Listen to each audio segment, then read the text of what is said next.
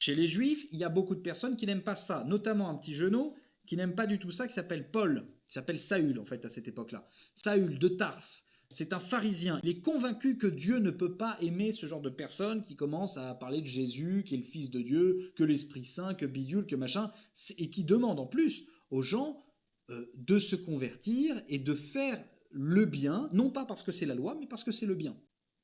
Résultat, Paul, le petit genou, va se mettre à tabasser les chrétiens. À tabasser les chrétiens, à les mettre en prison, à les faire tuer.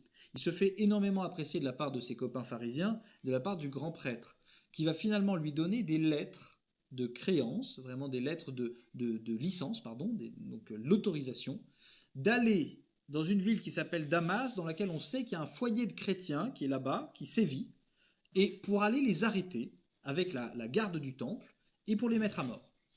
Sur ce chemin-là, vous connaissez cette histoire. Saül, qui est persuadé de œuvrer pour Dieu, se prend une apparition dans la tronche, et, comme les autres, du tout au tout. C'est-à-dire que, avant, il voulait tuer des chrétiens, le lendemain, il se fait baptiser. Et il devient chrétien. Donc on regarde ça de manière très extérieure, on se dit, mais il y a un problème.